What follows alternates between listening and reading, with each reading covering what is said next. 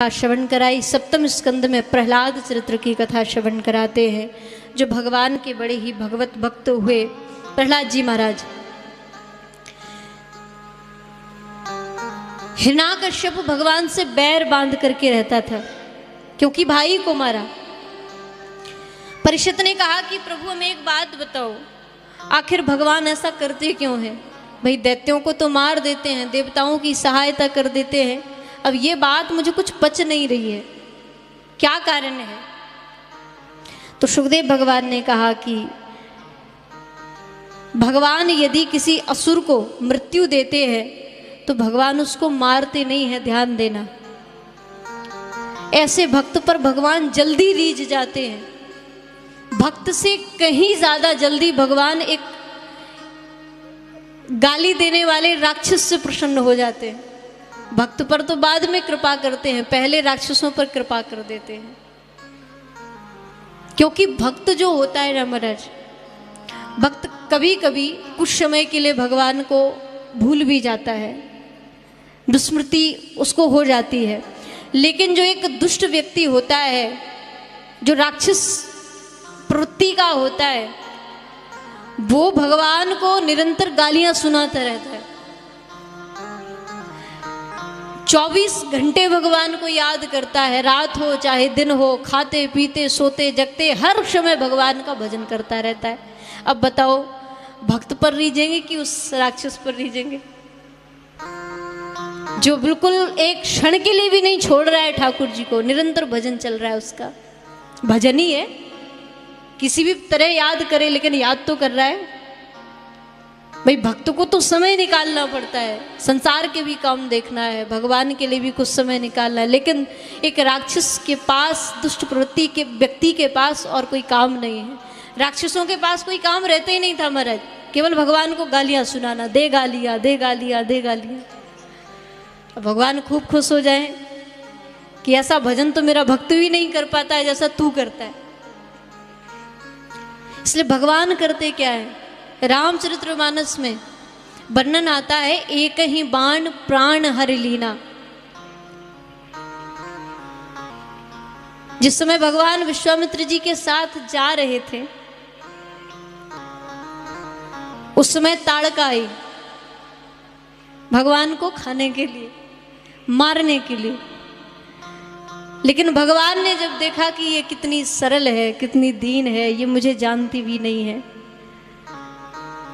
सो महाराज भगवान ने किया क्या, तो कहा एक ही बाण प्राण, क्या किया, प्राणों का हरण किया। और हरण किस चीज का होता है, तो कहा हरण उस चीज का किया जाता है जो वस्तु में बहुत अच्छी लगती हो। हाँ, जैसे कहीं किसी के घर में कोई वस्तु पसंद आ गई तो हम बार बार उसकी प्रशंसा करेंगे, मानो वो हमें मिल जाए, इसलिए ना।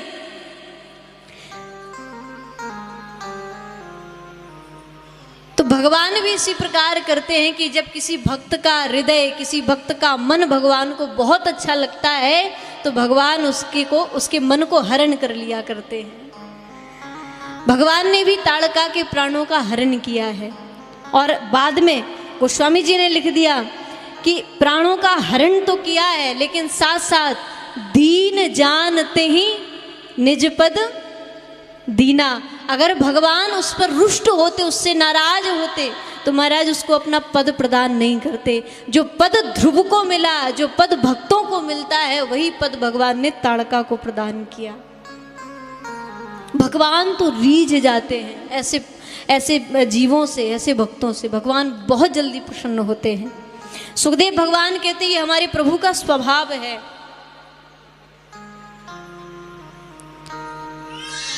हिरण्यकश्यप पे भगवान प्रसन्न हो गए क्योंकि एक भक्त पुरुष ने उनके घर जन्म लिया। प्रहलाद जब 7 वर्ष के हुए तो कुछ जो सद्गुण उनके थे, जो संस्कार उनके थे, वो दिखाई पड़े।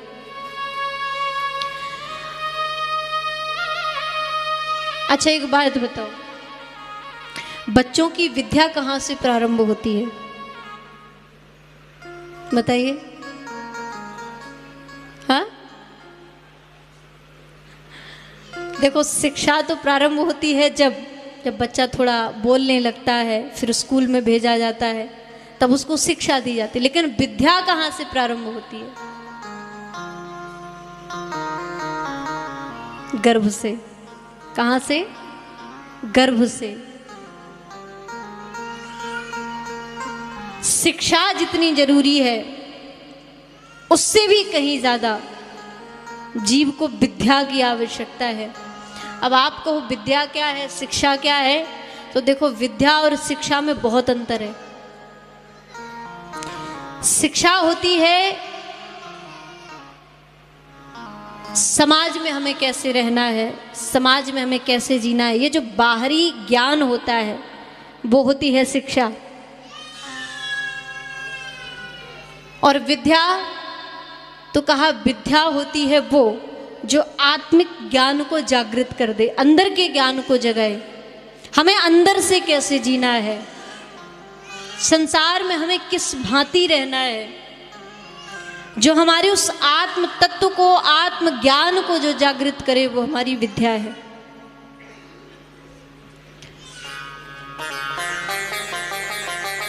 माँ बाप को चाहिए कि संतान यदि आपके जब गर्भ में है तो उस समय माताओं को आवश्यकता है सद्ग्रंथों को पढ़ने की, सत्संग में जाने की, भगवान की कथाएं पढ़ने सुनने की, संतों का संग करने की, नाम संकीर्तन करने की आवश्यकता है। क्योंकि उस समय से आपकी संतान में वो भक्ति के बीज जमने लगे। और संसार का प्रभाव पड़ने के बाद, संसार का ज्ञान होने के बाद यदि आप फिर भक्ति सिखाएंगे, फिर विद्या देंगे, तो विद्या उतनी प्रभाव नहीं डालेगी जितनी गर्भ में डाल सकती है। माँ के गर्भ में जब जीव रहता है, उस समय से ही अगर माँ सतर्क हो जाए और सुंदर सद्ग्रंथों का आश्रय ले ले। हर स्त्री को चाहिए कि जब संतान गर्भ में होना तो अपने घर में आप कुछ करो ना करो, लेकिन आप रामायण का पाठ करना प्रारंभ कर दो। मैं गारंटी देती हूँ, यदि 9 माह बराबर आपने, जब तक संतान गर्भ में है तब तक यदि आपने रामचरितमानस का यदि आप आश्रय लिए रहे, गीता जैसे सद्ग्रंथों का यदि आपने आश्रय ले लिया, तो मैं गारंटी देती हूँ, मैं विश्वास दिला सकती हूँ कि आपके घर राम ही पुत्र पैदा होगा, राम जन्म ही लेंगे, कोई और पुत्र नहीं, एक सच्चा पुत्र जन्म लेकर के आएगा। बस करो तो पाठ। अब मैयाओं को आजकल महाराज कई स्त्रियां ऐसी देखी जाती हैं, गर्भवती हैं। अब रामायण गीता भागवत को कौन पूछे, हाँ, सत्संग को कौन पूछे महाराज, समय कहाँ है। मैं हमेशा कहती हूँ, एक ये जो कमबख्त डिब्बा लोगों ने ले रखा है ना, इस डिब्बे ने जीवन ही बर्बाद कर दिया है सबका, है महाराज, सब मिट्टी कर दिया है। हाँ, कुछ समय मिलता ही नहीं है। ऑफिस से आए, कमबख्त डिब्बा मुंह से लगा करके बैठे, अब समय ही नहीं है बच्चों से बात करने का, पत्नी से बात करने का टाइम ही नहीं।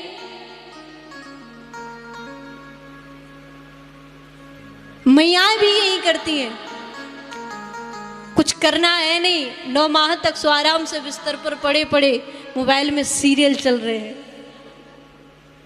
नाटक चल रहे हैं, पिक्चरें देख रही हैं, लड़ाई झगड़े देख रही हैं। अब बताओ, अगर यदि आप ये सब देखोगे, ये सब सुनोगे, तो इन सब चीज़ों का आपके गर्भ में पल रही संतान पर क्या प्रभाव पड़ेगा, आप ही बताओ। क्या बनेगी आपकी संतान?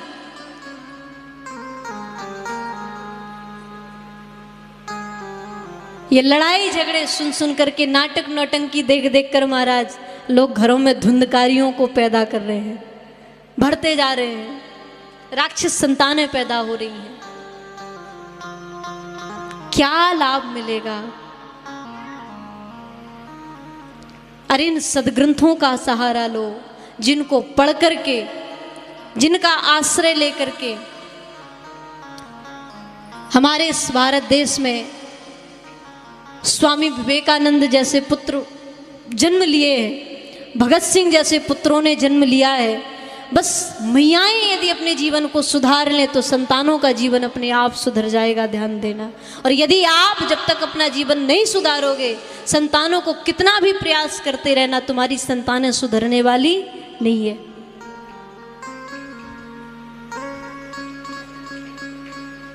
भगवान की भक्ति करो, पूजा करो, पाठ करो, ऐसे समय में जितना हो सके अच्छे कामों में समय व्यतीत हो, दान आदि करो।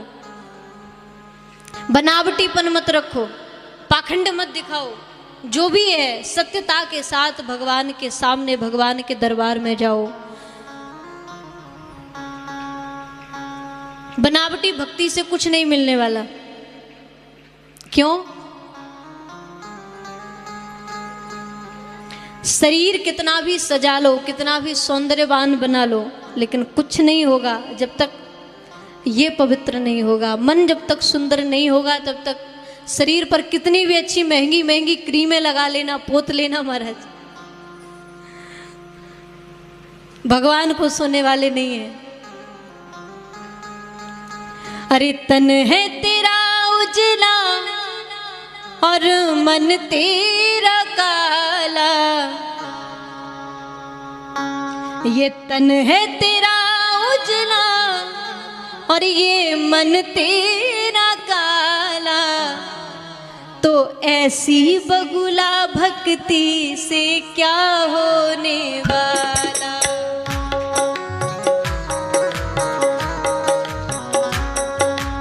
ऐसी बगुला भक्ति से क्या होने वाला, ऐसी बगुला भक्ति से क्या होने वाला। तन है तेरा उजला और मन तेरा काला, तन है तेरा उजला और मन भी काला, तन है तेरा उजला और मन तेरा काला, तन है तेरा उजला और मन तेरा काला। अरे ऐसी बगुला भक्ति से क्या होने वाला, ऐसी बगुला भक्ति से क्या होने वाला, ऐसी बगुला भक्ति से क्या होने वाला, ऐसी बगुला भक्ति से क्या होने वाला।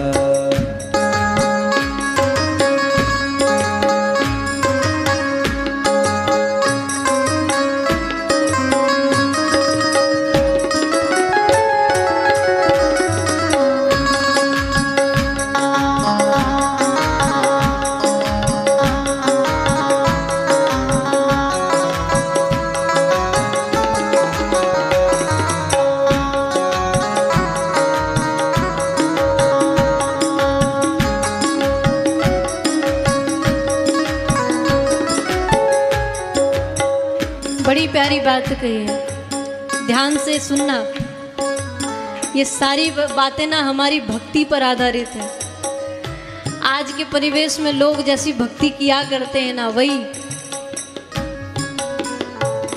अरे कपड़े हैं साफ तेरी नीयत बुरी है, कपड़े हैं साफ तेरी नीयत बुरी है, कपड़े हैं साफ तेरी नीयत बुरी है, कपड़े हैं साफ तेरी नीयत बुरी है। मुंह में है राम नाम बगल में छुरी है, मुंह में है राम राम बगल में छुरी है, मुंह में है राम नाम बगल में छुरी है, मुंह में है राम राम बगल में छुरी है।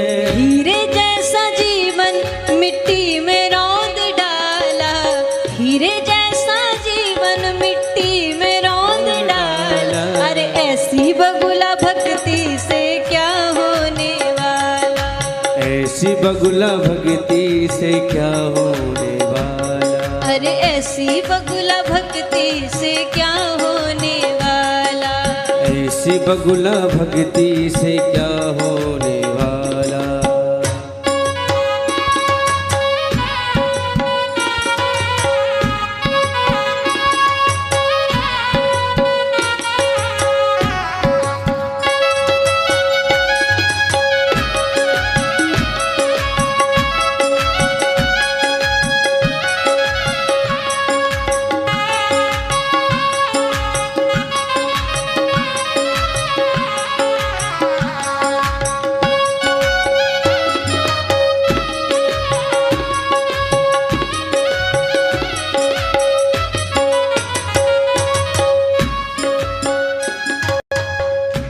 कहा कि जिन लोगों पे पूजा करने का समय नहीं मिलता है, भगवान के पास बैठने का समय नहीं मिलता है, माला करने का समय नहीं मिलता है, वो लोग क्या करते हैं समाज को दिखाने के लिए?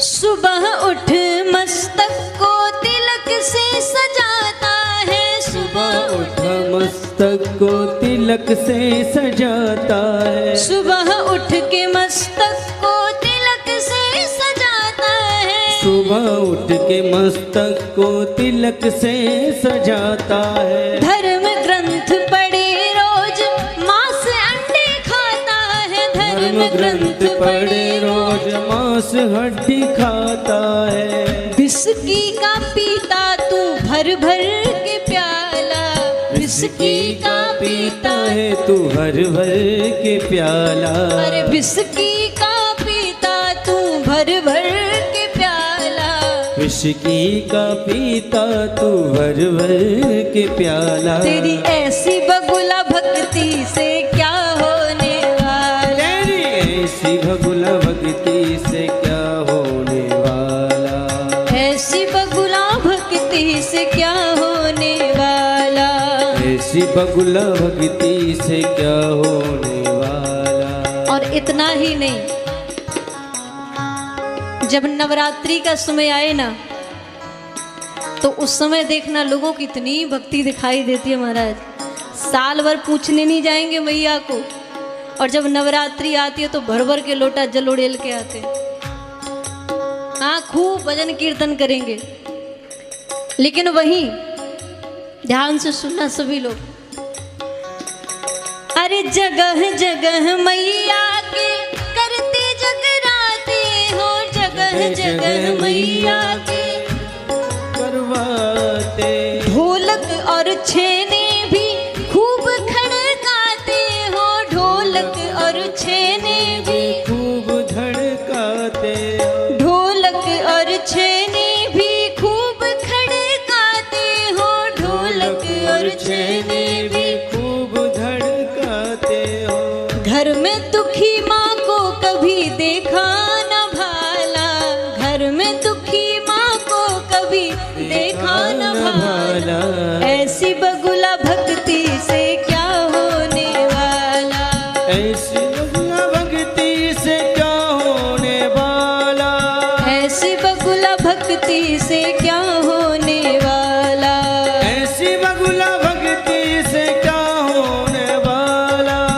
दोनों हाथों से भाव से तालियों की सेवा करते हैं।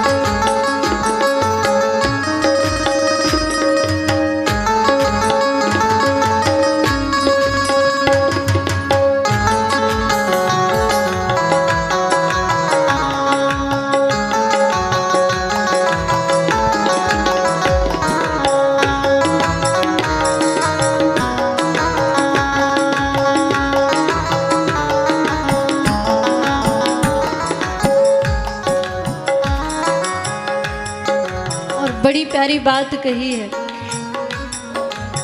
मंदिरों में जाकर समाधि भी लगाते हो, मंदिरों में जाकर समाधि भी लगाते हो, मंदिरों में जाकर समाधि भी लगाते हो, मंदिरों में जाकर समाधि भी लगाते हो। आँख बचा लोगों के जूते चुरा लाते हो, आँख बचा लोगों के जूते चुरा लाते हो, आँख बचा लोगों के जूते चुरा लाते हो, आँख बचा लोगों के जूते चुरा लाते हो। रट यही लगाए आजा दीन दयाला, रट यही लगाए आजा दीन दयाला, ऐसी बगुला भक्ति से क्या होने वाला, ऐसी बगुला भक्ति से क्या होने वाला, अरे ऐसी बगुला भक्ति से क्या होने वाला, ऐसी बगुला भक्ति से क्या होने वाला। तन है तेरा उजला और मन तेरा काला, तन है तेरा उजला और मन तेरा काला, तन है तेरा उजला और मन तेरा काला, तन उजला और मन तेरा काला। ऐसी बगुला भक्ति से क्या होने वाला, ऐसी बगुला भक्ति से क्या होने वाला। अरे ऐसी बगुला भक्ति से क्या होने वाला, ऐसी बगुला भक्ति से क्या होने वाला। ऐसी बगुला भक्ति से क्या होने वाला, ऐसी बगुला भक्ति से क्या होने वाला।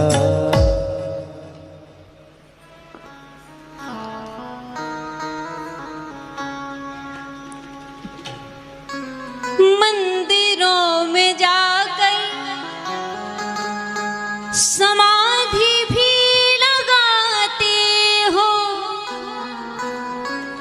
अरे आँख बचा लोगों के तुम जूते चुरा लाते हो,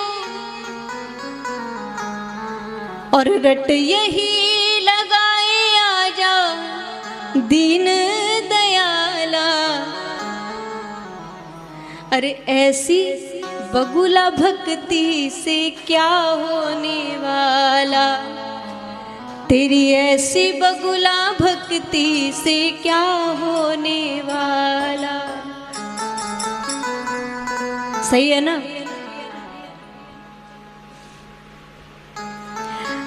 भगवान को ओरिजिनल चाहिए, हाँ डुप्लीकेट में ये रीझते नहीं है, खुश नहीं होते हैं। संसार तो रीझ जाए महाराज, लेकिन भगवान को तो जो प्योर है, एकदम पवित्र मन है, वो चाहिए।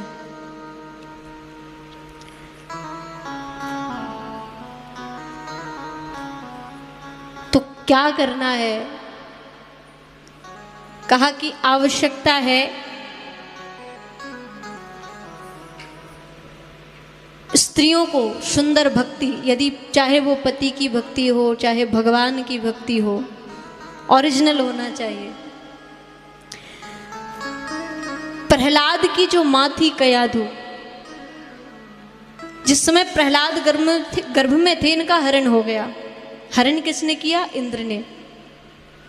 क्योंकि इंद्र को ये भय था कि हिरण्याकश्यपु जो है वो पूरे देव समाज को महाराज तंग किए रहता है।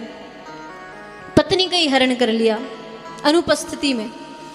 और जब कयाधु का हरण हुआ, नारद जी ने आकर के तुरंत उसको रोका और कहा कि कयाधु को आप मत ले जाओ, क्योंकि इनके गर्भ में जो संतान पल रही है, भले ही एक राक्षस का अंश है, लेकिन ये संतान कोई साधारण जीव नहीं है, ये साक्षात भगवान का भक्त बनेगी, जिसके द्वारा आप सभी को हिरण्याकश्यप के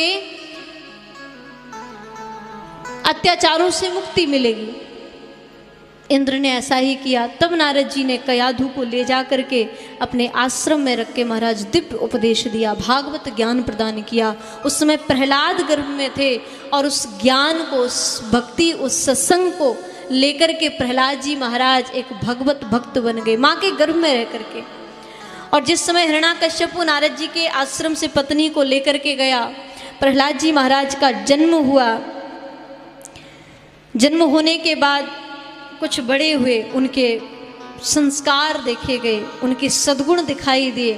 हिरण्याकश्यपु बड़ा परेशान महाराज कि जो हमारा दुश्मन है, जो हमारा बैरी है, भाई उसी का नाम ये ले रहा है।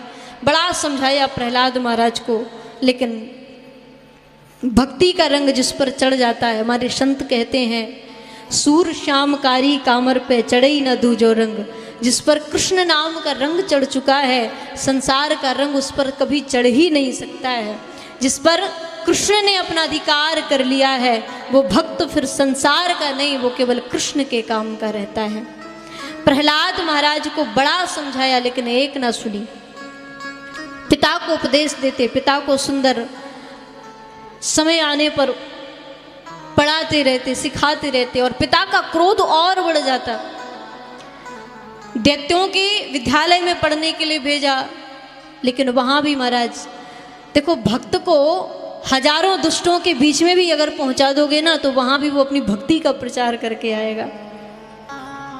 दुष्टों का असर भक्त पर नहीं पड़ेगा, लेकिन भक्त की संगति का असर उन दुष्टों पर पड़ करके वो दुष्ट भी भक्त बन जाएंगे। प्रहलाद महाराज जब गुरुकुल में गए, दैत्यों का विद्यालय था, दैत्यों के बालक वहाँ पर पढ़ाई करते थे, रहते थे, लेकिन जब उनके बीच में गए तो भक्ति का उपदेश दिया, भगवान का नाम संकीर्तन कराया, और हाल ये हुआ, उसका परिणाम ये निकला कि जितने भी विद्यालय में पढ़ने वाले असुर बालक थे वो सब भक्त बन गए, सब नाम लेने लगे नारायण नारायण का। ये बात हिरण्यकश्यप को जब पता चली तो बड़ा क्रोध में आ गया,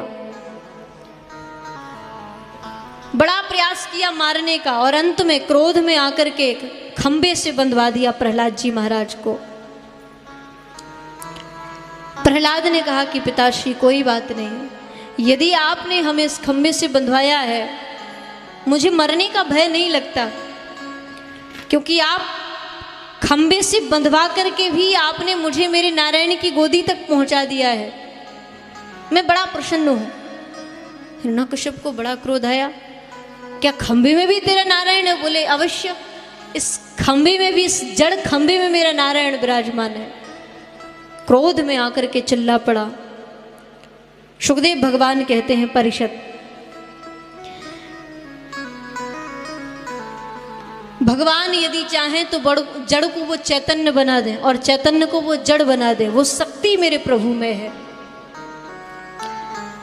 लेकिन ये जो काम क्रोध आदि शत्रु है ना,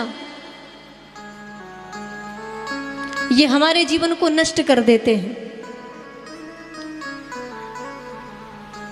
व्यक्ति के जीवन का सबसे बड़ा शत्रु यदि देखा जाए तो वो कोई और नहीं, वो है क्रोध।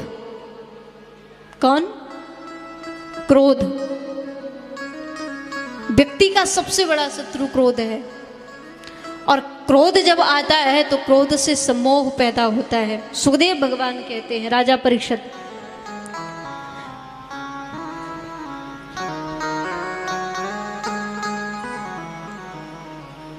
क्रोधाद् भवति सम्मोहः, सम्मोहात् स्मृति विभ्रमः, स्मृति भ्रंशाद् बुद्धिनाशः, बुद्धिनाशाद् प्रणश्यति।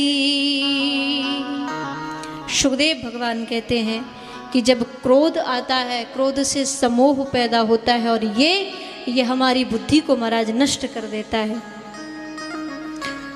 क्रोध आने के बाद व्यक्ति में फिर सोचने समझने की क्षमता समाप्त हो जाती है।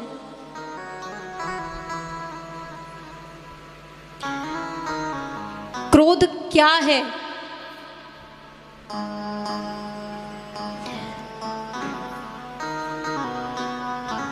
कब कब हमें क्रोध नहीं करना चाहिए, किन स्थानों पर हमें क्रोध नहीं करना चाहिए? शास्त्र कहते हैं क्रोधो ही शत्रु प्रथमो नराणाम। जीव का पहला शत्रु, सबसे प्रथम शत्रु जो है और सबसे खतरनाक शत्रु जो है वो क्रोधी ही है। और दूसरा, क्रोधासम सुखर गला, सुख, क्रोध सुख और शांति को समाप्त कर देता है। और क्रोध महाराज जब आता है, क्रोध आने पर सामने वाले व्यक्ति को उतना नुकसान नहीं होता है। क्रोध क्या है? तो कहा क्रोध है एक तेजाब। तेजाब का स्वभाव क्या होता है?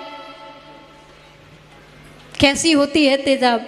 तो कहा तेजाब अन्य वस्तुओं पर डालने से उतना असर नहीं पड़ता, जितनी क्षति जिस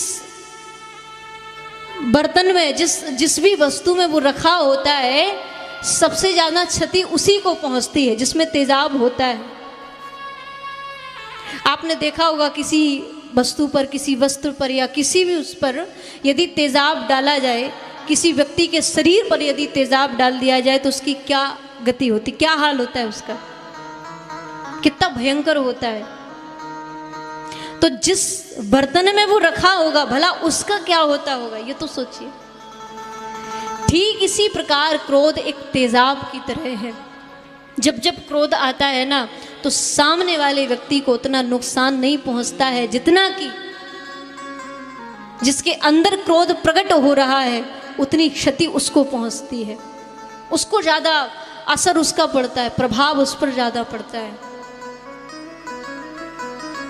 ध्यान देना।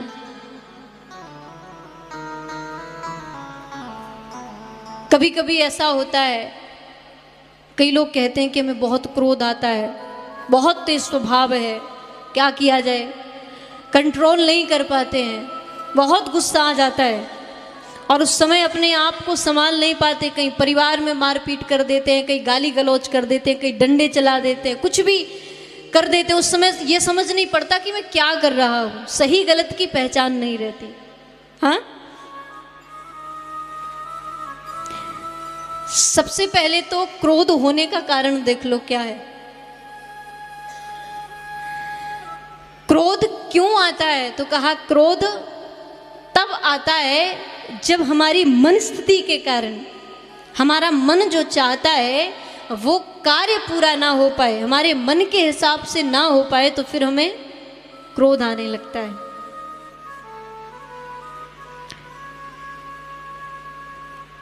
और दूसरा, यदि शास्त्रों के अनुसार देखें तो कहा क्रोध क्यों आता है महाराज? भाई हमारा तो स्वभाव बड़ा अच्छा है पर कभी कभी बड़ा क्रोध आ जाता है, क्या कारण है? तो कहा कि जो लोग तामसी भोजन करते हैं, मांसाहार आदि लेते हैं, ये उनके रक्त को उत्तेजित कर देता है, गर्मी बढ़ाता है, और उससे जैसे ही महाराज रक्त गर्म होता है, उत्तेजित होता है, बुद्धि तेज होती है, सोई महाराज क्रोध। सबसे ज्यादा संभावना क्रोध की उन्हीं में होती है जो मांस मदिरा का सेवन करते हैं। जो लोग लहसुन प्याज आदि का, ये मांसाहार जो वस्तु मानी जाती है, इनका जो सेवन करते हैं उन्हें भी क्रोध बहुत ज्यादा आता है। अब आप कहें, कई लोगों का प्रश्न रहता है, दोनों हाथों से कोई कोई महाराज खाते हैं, किन्हीं किन्हीं को ये बिना लहसुन प्याज के सब्जी अच्छी लगती ही नहीं है। आखिर क्यों नहीं खाया जाता है? क्या है इसमें ऐसा जो लोग वर्जित किए हैं कि नहीं, इसको नहीं खाना है? ध्यान देना, हमारे शास्त्र कहते हैं, कथा आती है कि जो लहसुन प्याज है ना महाराज, ये लहसुन प्याज मांसाहारी में इसलिए आता है, समुद्र मंथन की कथा आप सभी ने सुनी है, जिस समय देवता और असुर दोनों मिलकर के अमृत निकालने के लिए समुद्र से मंदराचल पर्वत को मथ रहे थे, मंथन किया जा रहा था। उस समय 14 रत्न निकाले गए, विष निकला, भोलेनाथ को दिया, और भी जितनी वस्तुएं निकलती गई सबने अपने उपयोग के लिए उनको ग्रहण किया। और सबसे अंत में जब अमृत निकला तो भगवान ने मोहिनी रूप धारण करके एक छल किया, और वो छल क्या किया? देवों के साथ, दैत्यों के साथ, कि महाराज देवताओं को तो पिला दिया अमृत और दैत्यों को पिला दिया ऊपर का पानी पानी, सबको लाइन में बिठा लिया मोहिनी रूप बना करके। अब जब अमृत पिला रहे थे तो वहां 2 दैत्य थे, और वो थे राहु और केतु। इनने जब देखा, अरे राम राम राम राम, बड़ी समझदार मोहिनी है, ये देखो कैसे हम सबको पानी पिलाई जा रही है और यहाँ देवताओं को अमृत मिल रहा है। सो महाराज छुपके से किसी को नहीं बताया और चोरी से जाकर के देवताओं की लाइन में बैठ गए। भगवान जब वहां से निकले और अमृत का कलश लेकर के सबको पिलाते जा रहे थे, उन्होंने भी हाथ लगा दिया, सोई भगवान ने लेकर अमृत डाला, और राहु केतु ने लेकर के कुछ घूंट पी ही पाए थे कि देवताओं ने भगवान को कहा कि प्रभु क्या कर रहे हैं आप? अरे ये दोनों दैत्य हैं राहु केतु, इनको आपका मर्म पता चल चुका है, इसलिए आकर के ये अमृत वाली लाइन में बैठ गए हैं। और भगवान ने उसी समय जब देखा तो तुरंत रूप बदल करके भगवान ने सुदर्शन से उन दोनों राहु केतुओं का सिर काट दिया, और वो दोनों सिर जो थे पृथ्वी पर गिरे, लेकिन अमृत उनके कंठ से उतर करके अंदर पहुंच चुका था। इससे राहु केतु बिना सिर के तो हो गए, लेकिन उनके प्राण नहीं निकले, जिंदा रहे अमृत के ग्रहण कर लेने से। लेकिन जो सिर गिरे हुए थे महाराज, इन सिरों से क्या बना, आप ही बताओ। शास्त्र कहते हैं कि इन दोनों के सिर से ही, मस्तक के द्वारा ही लहसुन प्याज प्रकट हुए। आपने इनका एक स्वभाव देखा होगा, जब इनको काटा जाता है ना तो ये लोगों को रुलाते बहुत हैं। हाँ, मतलब खाने वाली वस्तु बनकर के भी अपना स्वभाव नहीं छोड़ते हैं। वैसे तो काम है ही रुलाने का, लेकिन खाने वाली वस्तु बनकर के भी रुला रहे हैं। इसलिए इन दोनों दैत्यों का सिर होने के कारण हमारे संत कहते हैं कि ये मांसाहारी में माना जाता है, इनको ग्रहण करना त्याज्य है, निषेध है, इनको ग्रहण नहीं करना चाहिए। और जो इनको ग्रहण करते हैं उनका स्वभाव भी राक्षसों के भांति ही बन जाता है।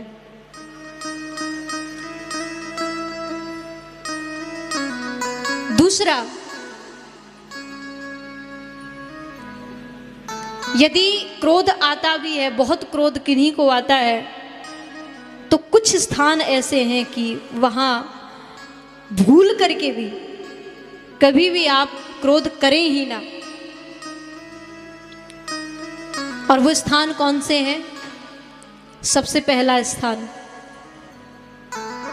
और आजकल के युवा भाइयों को सबसे आवश्यक है ये जान लेना कि 6 स्थान ऐसे हैं जिन 6 जगहों पर क्रोध करना बिल्कुल मना है, करना ही मत। वो 6 स्थान कौन कौन से हैं? सबसे प्रथम, जब आप प्रातः काल सो करके उठते हैं ना, ब्रह्म मुहूर्त में जब जागते हैं, उस समय आप भूलकर भी कभी क्रोध मत करना। ब्रह्म मुहूर्त आनंद लूटने का समय होता है, उस समय सूर्य की रश्मियों का आनंद लीजिए, ब्रह्म मुहूर्त के उस रस को लूटिए, ना तो अपने पर ना किसी दूसरे पर क्रोध करना ही मत। प्रातः काल जगने पर किसी पर भी क्रोध ना करें। और दूसरा स्थान, जब आप कभी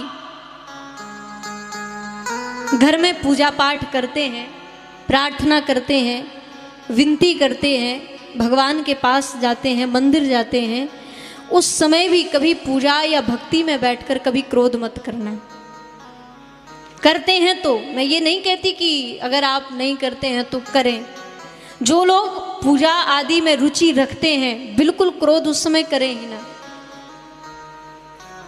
ठीक है। और तीसरा स्थान है, जब आप घर में भोजन करने बैठते हो ना, तो उस समय कदापि क्रोध मत करना। प्रेम से, प्रसन्नता के साथ आपको जो कुछ भी रूखा सूखा मिल जाए वो पा लेना, लेकिन क्रोध मत करना। क्योंकि उस समय आपकी पत्नी ने बड़े प्यार से आपके लिए भोजन पकाया होता है, उस समय क्रोध मत करिए। और महाराज, चौथा स्थान, जब आप कभी घर से बाहर जाते हो तो कभी क्रोध करके मत जाना। चाहे आप अपनी जॉब के लिए जाएं, चाहे आप किसी तीर्थ स्थान पर जाएं, किसी भी यात्रा के लिए जाएं, घर से बाहर कभी भी जाओ, क्रोध मत करना। 5वां स्थान, जब घर पर आप लौट करके आओ तब भी क्रोध मत करना। जब आप सुबह से गए शाम को वापस आते हो तो उस समय आपकी पत्नी, आपके छोटे छोटे प्यारे प्यारे नन्हे मुन्ने बच्चे, वो सब आपकी प्रतीक्षा करते, मेरे पिताजी आएंगे, मेरे पिताजी आएंगे। और उस समय आप आग बबूला होकर यदि घर में घुसेंगे गाली गलौज करते हुए, तो भला उन बच्चों ने तुम्हारा क्या बिगाड़ा है, डर के मारे बेचारे कमरे में छिप जाए। इससे अच्छा है कि जब घर पर जाओ तो प्रेम से, स्नेह के साथ घर में अंदर प्रवेश करो। और 6वां स्थान, अब जब आपको कोई काम बचाना हो, जब आपको कुछ ना करना हो, रात्रि में जब आपको सोना हो, तो उस समय भी क्रोध करके मत सोना। हरि चर्चा करके सुना, भगवान का नाम स्मरण करके सुना, भगवत कथाएं श्रवण करके सुना। इन 6 स्थानों पर क्रोध करना बिल्कुल वर्जित है, करना ही मत। क्रोध बहुत खतरनाक चीज है, ध्यान देना। व्यक्ति के ज्ञान को, बुद्धि को ये क्रोध समाप्त कर देता है। आज हिरण्यकश्यपु ने बड़े क्रोध में आकर प्रहलाद को मारना चाहा, लेकिन भगवान तो करुणामय हैं, कृपा निधि हैं। जैसे ही उन्होंने देखा कि मेरा भक्त संकट में है महाराज, तो जिस खंबे से प्रहलाद महाराज बंधे हुए थे उस खंबे को फाड़ करके मेरे नरसिंह भगवान उस खंबे से बाहर निकल करके आए। विकराल भयंकर स्वरूप नरसिंह भगवान का। बोलिए नरसिंह भगवान की, भक्त प्रहलाद की जय हो। भगवान ने भक्त की रक्षा करने के लिए मेरे प्रभु आज अवतार लेकर के आ गए। भगवान ने क्रोध में आकर हिरण्यकश्यप को, जो वरदान ब्रह्मा से इसने मांगे हुए थे, जिन वरदानों पर अकड़ करके ये रहता था, उन सारे वरदानों को याद दिलाया। और याद दिलाकर भगवान ने अपने बड़े बड़े नाखूनों से उसके पेट को फाड़ करके महाराज उसके प्राणों का हरण किया, अपने धाम को प्रदान किया। प्रहलाद महाराज ने जब ये देखा, भगवान प्रहलाद को देख करके बड़े प्रसन्न हो गए। भगवान की भयंकर दहाड़ को सुनकर के भी प्रहलाद को आज डर नहीं लग रहा है। भगवान ने कहा कि बेटा तुझे मुझसे डर नहीं लगता? प्रहलाद ने कहा कि नहीं प्रभु, आप कितने भी भयंकर बन जाइए, कितने भी भयानक बन जाइए, लेकिन मैं तो आपकी संतान हूँ, भला आप तो मुझ पर कृपा ही करेंगे। एक सिंघनी जो होती है, जब उसके सामने शत्रु आता है वो तो दहाड़ मार करके शत्रु पर दौड़ती है, लेकिन उसका जो नन्हा सा शावक होता है वो उससे डरता नहीं है, बल्कि उसकी पीठ से जाकर के लिपट जाता है। इसी प्रकार नाथ, भक्तों के लिए तो आप करुणामय हैं और दुष्ट पुरुषों के लिए आप ये भयंकर स्वरूप धारण करते हैं। मुझे आपसे भय नहीं लगता। धन्य है मेरे नाथ जो भक्तों की भक्ति पर ऐसे रीझ जाते हैं।